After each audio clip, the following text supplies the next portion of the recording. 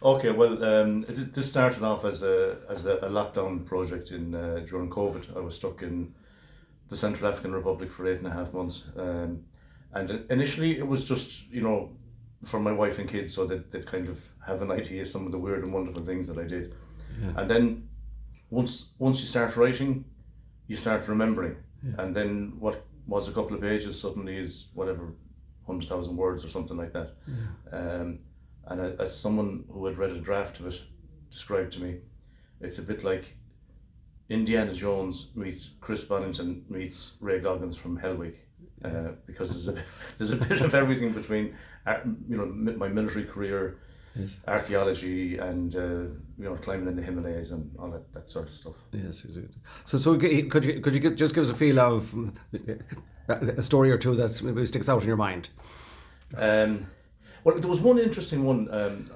As a kid growing up here in Castlebar, I was passionate about the FCA, and of course, like even when I was in national school, you could hear the gunfire from the barracks because there was a small range in the barracks, and you could see the guys going out on manoeuvres, as they were called then. And it was the only dream in life was to join the FCA. So, let's say I was a bit creative with my birth cert, because you had to be 17, and I think I was probably, I don't know, 14 or 15 or something like that. Yes. Because I know I had a license for Land Rovers, Bedford trucks, and armoured cars before I think I was legally old enough to drive on the road. Okay. But one of our COs left the unit, and he formed up the Army Range Wing in the Curragh. And one of the first things he did was he ran an instructor's course to train suitably qualified people to instruct on selection and stuff like that. Yes. So he decided that he needed a suitable enemy to test these guys, and of course he picked the 5th Motor Squadron as the unit was known as then. So we had a week off secondary school with the full blessing of the school, because Ken Lyons was our English teacher. He was a captain in the FCA, so he encouraged as many of us as possible to take part. So we were down, I suppose, northwest of Newport, and the idea was that we were like a breakaway group of the army, and these guys were sent out to sort of find us. Yes. And of course we were looking for them and they were looking for us, but we were told that like nothing was going to happen to us no matter what. Yes. And then one late afternoon, our camp was literally invaded with stun grenades and all sorts of stuff, and once the attack came in, I hid under a truck. Okay. So the rest of the lads were all sort of captured, and they were tied, put standing in a cold stream, and asked for who they were, what they were doing, and there was nothing soft about it. Yes. So I was looking out from underneath the bottom of the truck and thinking how I'd plan my escape, and the next thing, the 2 legs were dragged out and I was thrown right into the stream. Who are you? What the F are you doing? Yada yada yada. And then eventually the CO who had been our CO came in and said, end of exercise. And then of course the guys changed. They were all very friendly, and Of course. Yes.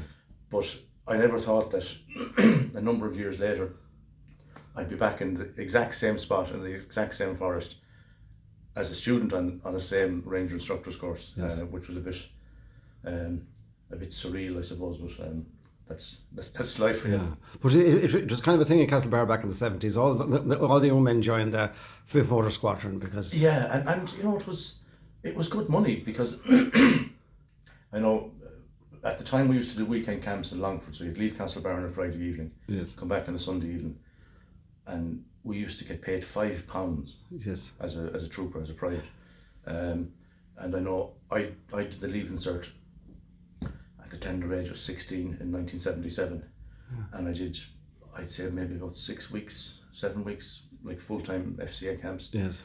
And at the end of that, I bought a 3-piece suit for the interviews, and I bought a 1968 Mark I Escort, and I still wasn't old enough to drive. Yes. But that was the kind of money we were making, so it was a great opportunity. But it was great. I think it gave people a sense of discipline. It also gave the military and the police a great sense of what was going on in, like, not necessarily Castlebar, but if you take like Belmullet and some of the remote areas of the country. It gave them a feel into the community, and unfortunately, all that's gone now. Yes, indeed. Yeah, yeah. So did you join the full-time army then? So I in 1983, I enlisted in Monaghan, and before I did it, I had to sit for an interview to be a recruit, and the only way they would accept me as a recruit if I gave a commitment that I'd spend at least 3 years in Monaghan. Because the last thing they wanted was to train someone, and then obviously if you're not from the area, you want to go back to close to, say for me it'd be Galway or Athlone. Yeah. So I gave that commitment, and ironically the only way I got out of that commitment was to apply for selection for the Army Range Wing. Okay. So I was there for 5 good tough years, and then came back to Castlebar as a regular Army training sergeant. Then I went off and I got commissioned. And I was in Athlone, Finner, Galway, good few places. And then at one stage I came back to Castlebar as a temporary training officer with the 18th Battalion. And then at one stage I was CO of the barracks, so I did the full circle. I started off as an FCA trooper, made FCA sergeant, came back as a PDF sergeant, came back as a lieutenant, came back as a captain, and came back as a commandant. Okay. Which is, there's not many people would have gone through all those ranks in the same barracks. Yeah. But as far as the forthcoming book is concerned, I'd imagine there's a few chapters on your overseas duties. on your overseas duties.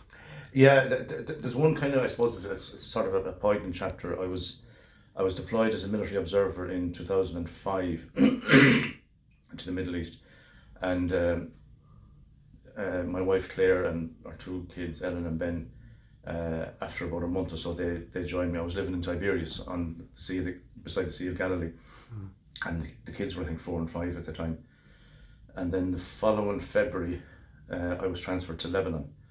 So we were living in the southern city of Tyre, and normally the routine was I would go off on a 7-day patrol, come back down for 4 or 5 days, and then go back up again. And at the time, Lebanon was buzzing.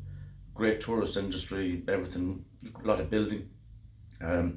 We had the kids in Beirut, we had them in Damascus, we had them in Jordan, Wadi Rum.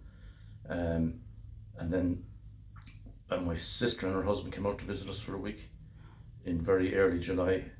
They flew back on Monday. I went off on a 7-day patrol on Tuesday, saying I'd see you in 7 days, and then the following day the war between Israel and Hezbollah kicked off. And that was 34 days of absolute butchery. So it took the UN, I think, 2 weeks to evacuate the families. And what they did was they chartered a cruise ship from Cyprus to come over and kind of like stand off the shore near Tyre, and they sent lifeboats in to bring the families out. And the unit I was in, we had 52 officers, all unarmed observers. So anyone that had been deployed, they tried to get them down to say goodbye to their families. But where I was, we were getting fairly hammered. So when Claire and the 2 kids, who were now 5 and 7, were getting into the lifeboat to bring them out to the ship, I rang her on the phone and I said, look, I'll see you when I see you. Which is not a great way to end what was then a family mission. No. And then the following day, the Israelis dropped a bunker busting missile on the post just up for me, killing 4 very good friends of mine. And in total, out of 52 officers, we lost 10% of our strength in 3 days. So that was a bit full on. So would you, during times like that, would you think to yourself, like, it's time I packed up this and came home? No. Well, I suppose either fortunately or unfortunately, I was used to being under fire, because I was there in 93 where there was a war, and I was there in 96 where there was a war. But where I was based, I could see the jets firing bombs into Tyre, where my family were. And Claire knew where I was up in the skyline. She could see the same thing happen. So while I kind of expect to be in the line of fire, you don't expect your family to be in the line of fire as well. That was one of the rougher ones. But I mean, I think it was Dag Hammarskjöld said that peacekeeping isn't for soldiers, but they're the only ones that can do it, or words to that effect. So look, it's the life I chose, and it's the life I enjoyed for 35 years. And then as a combatant, you have to retire at 56. So I retired in November 16, and I got a job as Chief Close Protection with the UN mission in the Central African Republic. What year are we talking about? I started with the UN in January 17. So I retired in November 16 when I started. And I ended up, I spent 4 years in the Central African Republic. Yes. And that's, parts that were really rough. I spent 6 months in the headquarters, and then I was moved out as the regional security officer in Sector East, which was, I suppose, bigger than Ireland. And in my first week there, one group attacked another group, and in 3 hours there was about 95 people killed. But like people, I'd say some of your listeners probably don't even know that the Central African Republic is a country, and it's the size of France. So after 4 years there, I moved to South Sudan, the newest country in the world, created in 2011 when the Civil War finished. And where I am in the capital, it's relatively quiet. Out in the country, it's a bit more difficult, but it's I haven't heard too much gunfire, which is always a good thing. Yes, indeed. Yeah. So when are you hoping to have the book on the shelves? Well, hopefully this year, because I know, thankfully, Castle Books, fair play to them, have decided to publish it, and I've been in contact with them. So hopefully this year. Yeah. That'd be my hope. Yeah. So as far as that aspect, have you fully completed in terms of chapters and decided all that? Yes? Yeah, I've all the chapters finished. I've asked a few people to read drafts of it. I know Ken Lyons, my old English teacher, did a lot of work on it, and he was probably saying to himself, did this fella ever listen to any of the lectures I gave about grammar and compositions and colons and semicolons? And Dr. Michael O'Connor also went through it and gave some very good advice. And also a friend of mine, she's an author in Newbridge, Maria MacDonald, no relation but the same name. Yes. She's written quite a number of books. Actually, her last one is about the Connacht Rangers. Really, really interesting book with a good twist. So her being a writer also gave me a few good pointers. So I suppose Castle Books will look after the layout and the design and the typesetting and all those kind of technical things. Of course. And just to talk about international, the unsettled nature of the world at the moment, particularly in the Middle East, which we spoke about earlier, would you still be disturbed by what's happening out there? Well, of course you'd have to be disturbed by it, and like two wrongs don't make a right. I mean, it was a barbaric attack on October the 7th, and an equally barbaric response. Yes. But at some stage, people, like it will end at some stage. All wars end, and they end by people talking. And the sooner people start talking, I think the better outcome for both sides. Yes, yeah. And how would you spend your time now? Is it a quieter life for you now, Kevin? It is, yeah, it is. I'm, instead of kind of being at the pointy end, I'm kind of in the rear with the gear, as I say. I'm kind of more on the support side now. Yeah. Looking after training and fire safety and engineering solutions and stuff like that. So, but it's grand. I've another about a year and I think 22 months before I have to retire for the second time. Okay. And then we'll see what will happen then. Yeah. So we'll be all looking forward to seeing. I know in fairness that I have a draft copy on my computer there. I've been scanning through it. It is very interesting. I'm sure it'll be a great read. I'd like to think so. The title I chose is A Life Less Ordinary, because that was a recruiting slogan for the Defence Forces, I think back in the 90s. And And I can certainly say I've kind of had a life less ordinary. Yes, indeed, no question about it. Yeah. And so some of it already has been documented in the Castlebar Parish magazines over the years. Yeah. And on a lot of it was on castlebar.ie. Yes, indeed. Because I used to send kind of updates from Chad, Western Sahara, Lebanon, Israel, Central African Republic, Mali, any kind of weird and wonderful place I lived in. I used to, every month or two, I'd send a kind of or a page and a half or something like that. Indeed, yeah. Because you know, like when you end up in these weird and wonderful places, people often ask me, well, what's it like? Yeah.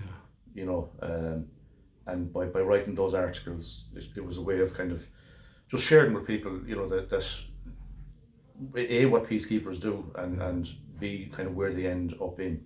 Indeed, yeah. Well, thanks for dropping into the contact and having a chat with us, and we look forward to the publication of your book, and the best of luck. Thanks very much, Tom. I appreciate it.